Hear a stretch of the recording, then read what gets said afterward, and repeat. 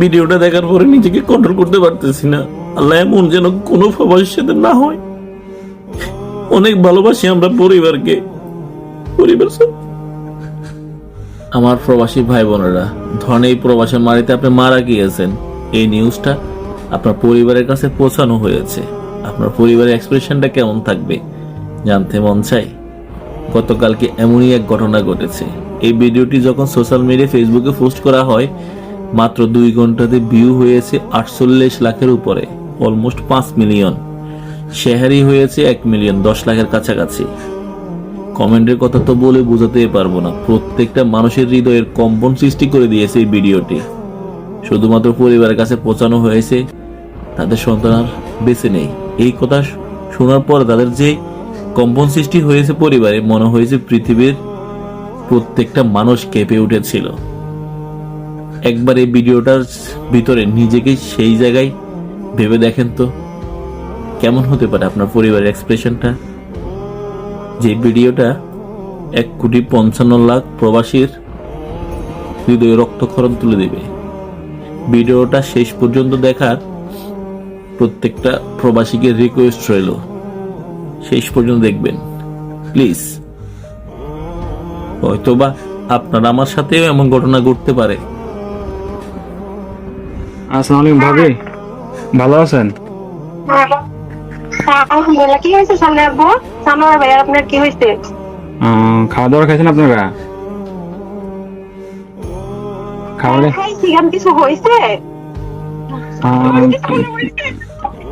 কিছু হয় নাই। হ্যালো ভাইয়া, হ্যাঁ, কি হয়েছে? আরে শানু ভাই তো কিছুদিন যাবত অসুস্থ ছিল জানেন নাকি? হ্যাঁ, কি হয়েছে? শানু ভাই অনেকদিন যাবত অসুস্থ ছিল, ট্রিটমেন্ট নিছে।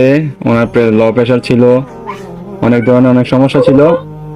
তো কালকে রাতে উনি ডিউটি থেকে আসার পরে ঘুমিয়েছিল আর কি, বুঝছেন?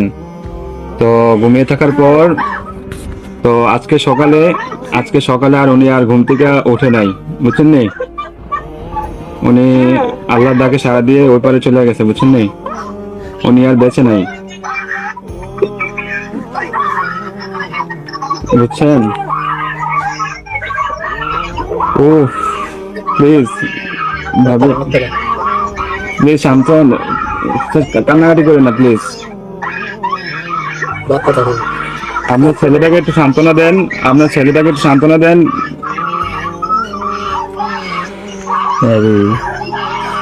প্লিজ কান্না করেন না, সান্ত্বনা দেন।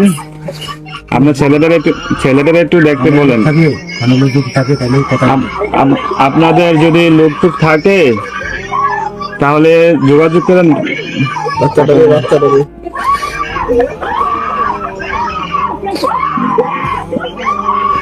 ও আল্লাহ,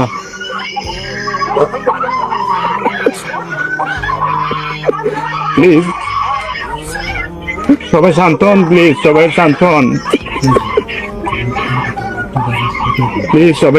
প্লিজ।